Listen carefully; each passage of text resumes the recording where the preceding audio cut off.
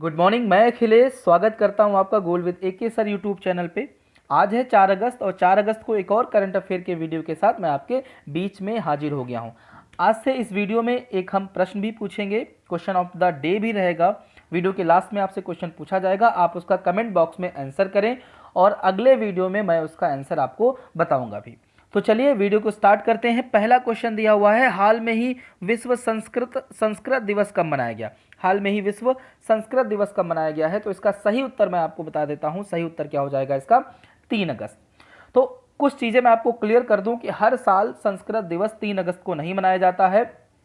ये मनाया जाता है श्रावण जो आपका मास पड़ता है, यानी सावन जो महीना पड़ता है उसकी पूर्णिमा को। तो हर साल सावन महीने की पूर्णिमा को मनाया जाता है विश्व संस्कृत दिवस, और इस बार 2020 में ये पड़ी है 3 अगस्त को, तो इस साल मनाया गया है आपका 3 अगस्त को। ठीक है, तो ये बात आपको याद रखनी कि हर साल 3 अगस्त को नहीं मनाया जाता है। अब कुछ बेसिक पॉइंट है जो हमको पता होने चाहिए। देखिए, हर साल विश्व संस्कृत दिवस, जिसे विश्व संस्कृत दिनम के नाम से भी जाना जाता है, श्रावण पूर्णिमा के दिन मनाया जाता है। इस वर्ष 3 अगस्त को यह मनाया जा रहा है। क्लियर है इतनी बात? क्यों मनाया जाता है? संस्कृत के पुनरुद्धार के लिए इसको मनाया जाता है इस दिवस को। और एक पॉइंट और समझिए, कल यानी 3 अगस्त को ऑल इंडिया रेडियो पर बहुजन भाषा संस्कृत भाषा नाम का एक कार्यक्रम भी प्रसारित किया गया। बहुजन भाषा संस्कृत भाषा। ठीक है, और कुछ अगर आप जानना चाहते हैं तो दुनिया का एकमात्र संस्कृत अखबार है जिसका नाम है सुधर्मा।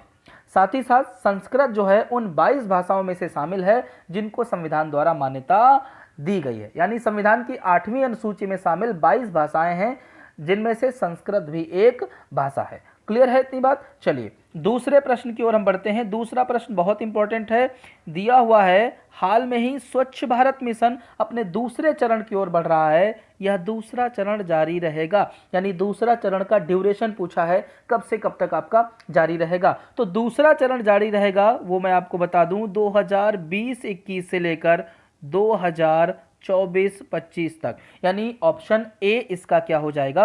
राइट आंसर हो जाएगा। क्लियर है इतनी बात? 2020-21 से लेकर 2024-25 तक ये दूसरा चरण आपका जारी रहेगा। अब क्यों दूसरा चरण स्टार्ट किया गया है उसके बारे में आपको बता दूं। 2014 में आपका स्वच्छ भारत मिशन लॉन्च किया गया। अब 2014 में जब स्वच्छ भारत मिशन लॉन्च किया गया तो इसका मुख्य उद्देश्य क्या था? खुले में शौच मुक्त करना, भारत को खुले में शौच मुक्त करना। ठीक है, और साथ ही साथ जो ठोस और तरल कचरा होता है उसका सही तरीके से प्रबंधन करना, यानी ठोस और तरल जो कचरा होता है उसको सही तरीके से प्रबंधन करना, जिससे पर्यावरण आपका कम से कम प्रदूषित हो। ठीक है, ये इसका मुख्य उद्देश्य था। तो जब हमारा पहला चरण समाप्त हुआ तो ये जो चीज़ें काम हुए थे ये वैसे ही जारी रहें, इसलिए जो है दूसरे चरण को भी क्या कर दिया गया है? लॉन्च कर दिया गया है। तो इसका समय आपको याद रखना है। स्वच्छ भारत मिशन कब स्टार्ट हुआ था ये भी आपको याद रखना है, 2014 में। उम्मीद कर रहा हूँ दूसरा प्रश्न भी आपको समझ में आया होगा। अब आगे बात करें तीसरे प्रश्न की ओर। तीसरा प्रश्न हमारा दिया हुआ है जो कि बहुत ही अच्छा प्रश्न है। अब इस प्रश्न को पढ़ने से पहले कुछ चीज़ें मैं आपसे बोलूँगा कि अगर आप रेगुलर करंट अफेयर के वीडियो चाहते हैं, डेली यानी प्रतिदिन आप करंट अफेयर के वीडियो चाहते हैं, तो आप मेरे इस चैनल को सब्सक्राइब कर सकते हैं जिसका नाम है गोल विद एके सर। ठीक है, और इसके साथ साथ आपको जीएस और हिंदी के और भी वीडियो प्रोवाइड किए जाते हैं इस चैनल पर। चलिए तीसरे क्वेश्चन की ओर बढ़ते हैं। दिया हुआ है, हाल में ही किसे ऑल इंडिया रेडियो के समाचार सेवा प्रभाग का नया महानिदेशक नियुक्त किया गया है? इसमें एक इमेज देख रहे हैं, ये इमेज है जगदीश भटनागर की। तो जगदीश भटनागर जो है वो क्या होंगे? ऑल इंडिया रेडियो के समाचार सेवा प्रभाग के नए महानिदेशक होंगे। अब कुछ बातें और करें तो इन्होंने स्थान किसका लिया है? तो इन्होंने श्री ईरा जोशी का स्थान लिया है। ठीक है, तो ईरा जोशी के स्थान पर अब ये नए जो हैं वो ऑल इंडिया रेडियो के समाचार प्रभाग के महानिदेशक होंगे। अब ईरा जोशी की बात करें तो ईरा जोशी अब आकाशवाणी समाचार की प्रधान महानिदेशक होंगी। तो दो प्रश्न आपके बन गए हैं इसमें। श्री ईरा जोशी क्या होंगी? आकाशवाणी समाचार की प्रधान महानिदेशक होंगी, और साथ ही साथ जो आपके भटनागर साहब हैं वो क्या होंगे? ऑल इंडिया रेडियो के जो समाचार प्रभाग के हैं उसके महानिदेशक होंगे। क्लियर है इतनी बात? अच्छा, अब आगे बात करें भटनागर साहब के बारे में तो 1986 बैच के भारतीय सूचना सेवा अधिकारी हैं और इससे पहले प्रसार भारती में विभिन्न पदों पर ये कार्य कर चुके हैं। क्लियर है इतनी बात? चलिए अब बात करते हैं प्रश्न नंबर 4 की ओर। प्रश्न नंबर 4, अब प्रश्न नंबर 4 में आपको बता दूं, ये बहुत अच्छा प्रश्न है। किस महान स्वतंत्रता सेनानी का जन्म दिवस 2 अगस्त को मनाया जाता है? ठीक है, ये बहुत ही इंपॉर्टेंट हमारे लिए प्रश्न हो जाएगा, क्योंकि आज से लगभग 10 साल पहले या 5 साल पहले जो है ये जो व्यक्ति हैं इनको बहुत ही जो है वो बहुत ही हल्के में लिया जाता था और इनको बहुत ज़्यादा क्रेडिट नहीं दिया जाता था, लेकिन अब ये जो है सामने आने लगे हैं। इनका नाम है पिंगली वेंकैया। एक इमेज आप देख रहे हैं, पिंगली वेंकैया की इमेज है, उनके साथ जो हमारा राष्ट्रीय ध्वज है उसकी इमेज है। तो राष्ट्रीय ध्वज का जो डिजाइन था वो पिंगली वेंकैया के द्वारा ही तैयार किया गया था। ठीक है, तो 2 अगस्त को इनका जन्म दिवस मनाया जाता है। कुछ बातें इनके बारे में अगर हम करना चाहें तो देख लीजिएगा सॉरी, आपको कुछ बातें बता देता हूं कि स्वतंत्रता सेनानी पिंगली वेंकैया का जन्म 2 अगस्त 1876 को मद्रास प्रेसिडेंसी के भटला पेनुमारू गांव में हुआ था। ठीक है, अब ये क्या है, ये भारतीय राष्ट्रीय ध्वज के क्या थे, डिजाइनर थे। क्लियर है। और इनके नाम पर 2019 और 2009 और 2011 में एक डाक टिकट भी जारी किया जा चुका है। यानी भारत सरकार के द्वारा 2009 और 2011 में इनके नाम पर एक डाक टिकट भी जारी किया जा चुका है। 22 जुलाई 1947 को संविधान सभा द्वारा हमारा जो राष्ट्रीय ध्वज था उसको अडॉप्ट कर लिया गया था, या फिर हम कहें एक्सेप्ट कर लिया गया था। क्लियर है इतनी बात? तो ये आपके पिंगली भाई साहब हो गए हैं। अब बात करते हैं प्रश्न नंबर 5 की ओर। प्रश्न नंबर 5 दिया हुआ है, हाल में ही भारत ने दूसरे देशों से आयात होने वाली किस वस्तु पर रोक लगा दी है? ठीक है, एक प्रमुख वस्तु है जो दूसरे देशों से आयात होती थी, उसके आयात पर भारत ने क्या किया है, रोक लगा दी है। वो वस्तु है आपकी रंगीन टेलीविजन। अब इसके पीछे के रीजन क्या हैं, उन सब पर हम डिटेल में बात करते हैं। ठीक है, अब ध्यान दीजिएगा, थोड़ा सा आपको ध्यान प्रॉपर तरीके से देना, ये फैक्ट आपको पढ़ने हैं। विदेश व्यापार महानिदेशालय, जिसको हम DGFT बोलते हैं, विदेश व्यापार महानिदेशालय ने एक अधिसूचना में कहा है कलर टेलीविजन की आयात नीति में बदलाव किया गया है। अब मुक्त से प्रतिबंधित कैटेगरी में डाल दिया गया है, यानी कलर टेलीविजन को फ्री से प्रतिबंधित कैटेगरी में डाल दिया गया है।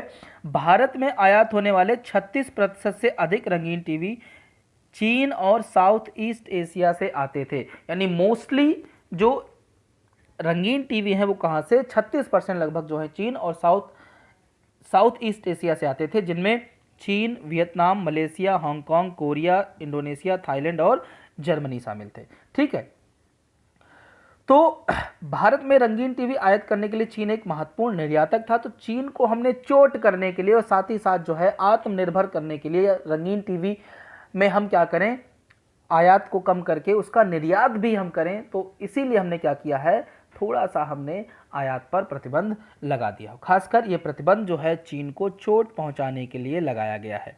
ठीक है, अब यह प्रतिबंध क्यों लगाया गया है वो आप समझ लीजिएगा। मैंने अभी आपको कहा था चीन को चोट पहुंचाने के लिए। इसके अलावा भारत में टीवी उद्योग लगभग 15,000 करोड़ रुपए का है, जिसमें से 36% से अधिक चीन व उसके दक्षिणी पूर्वी एशिया से आयात किया जा रहा है।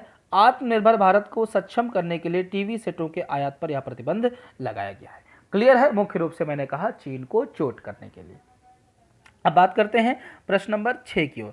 दिया हुआ है, हाल में ही किस राज्य की सरकार ने राज्य न्यायिक सेवाओं में अति पिछड़े वर्ग के लोगों को 1% के स्थान पर 5% आरक्षण देने का निर्णय लिया है? जो राज्य न्यायिक सेवाएं होती हैं, जैसे लोअर पीसीएस, आपका वो जो होता है उसको क्या बोलते हैं, सॉरी मुझे अभी याद नहीं, PCSJ वगैरह जो होते हैं, उसमें उसने क्या किया है कि 1% के स्थान पर 5% आरक्षण देने का निर्णय लिया है। सरकार कहाँ की है ये पूछा गया है, राजस्थान सरकार। अब देखिए राजस्थान सरकार ने क्या किया है, कुछ चीज़ें मैं आपको बता दूं। राजस्थान सरकार ने राज्य न्यायिक सेवाओं में अति पिछड़े वर्ग की 5 जातियों को, कितनी जातियों को, 5 जातियों को, जिसमें आपके गुर्जर शामिल हैं, गडरिया शामिल हैं और भी 3 जातियां हैं, इनको जो है वो राज्य न्यायिक सेवाओं में 5% आरक्षण देने का निर्णय लिया है। इससे पहले 1% आरक्षण दिया जाता था। अब टोटल राज्य न्यायिक सेवाओं में 55% आरक्षण हो गया है, क्योंकि 50% आरक्षण महिलाओं को इसमें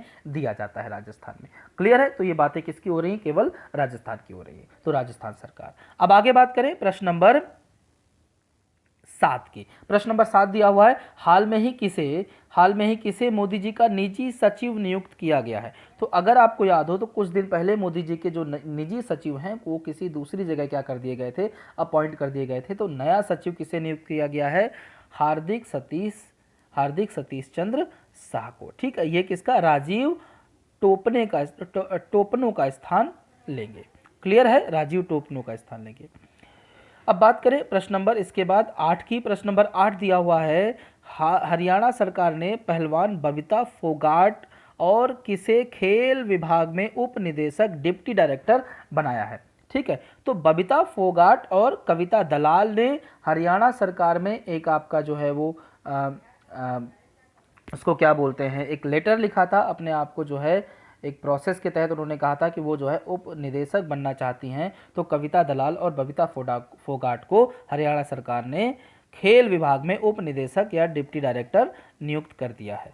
क्लियर है, अब कुछ चीज़ें आप इसमें समझ लीजिएगा, इसके लिए प्रोसेस भी एक फॉलो किया गया होगा।